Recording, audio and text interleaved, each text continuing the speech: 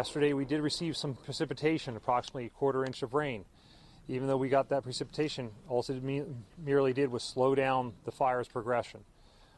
Due to the extreme drought and dry conditions we were having, it is still an active wildfire.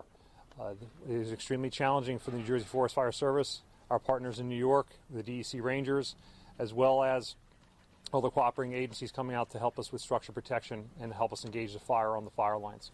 It's in steep, rugged terrain. We're having, as you can see now, active winds push up, and the humidity is slowly drying out more as the day progresses. And throughout this week, they're calling for stronger winds and lower relative humidity. Good afternoon, everybody. My name is. We have 10 structures threatened on the New Jersey side, 2 which are residential structures along East Shore Road, and then 8 along Long Pond Ironworks. Question for you. Folks, we can probably... Nobody has been evacuated in the state of New Jersey from this wildfire. Residents did shelter in place. Take just 1 or 2 more questions. We've done structure protection. We have limited the threat. However, the threat still does remain because of the extreme conditions that we are experiencing here in North Jersey. The Assistant Division Fire Warden has a limited amount. Currently in New Jersey, we have stage 3 fire restrictions, which means that in any of our primary response areas, we are enforcing no wood fires, no charcoal fires, and only fires such as propane or gas stoves in the woods.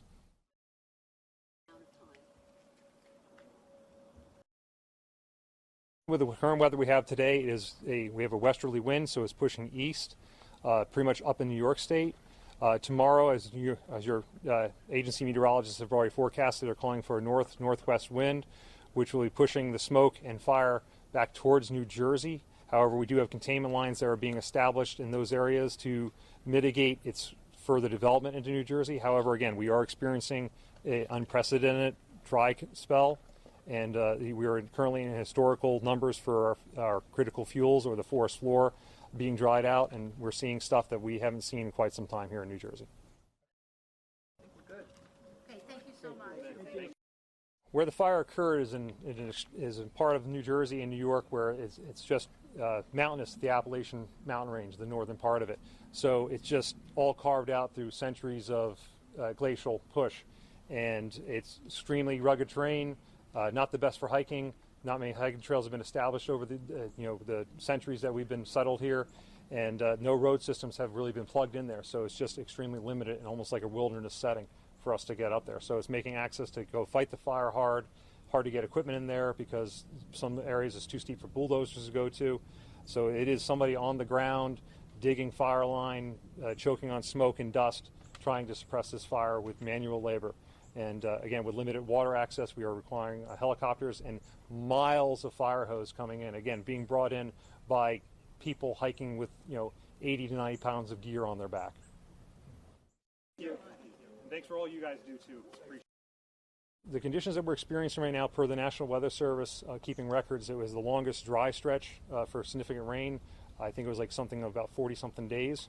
But going back to records of 1865 is showing how this is the driest stretch we've had since that record keeping has begun. We normally do have two fire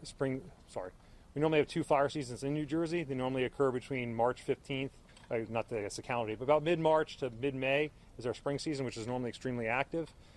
We do have a historical record of April 20th, 1963 was one of the worst days in forest fire history, where much of New Jersey was on fire. We're not mirroring that yet, but the conditions are about there.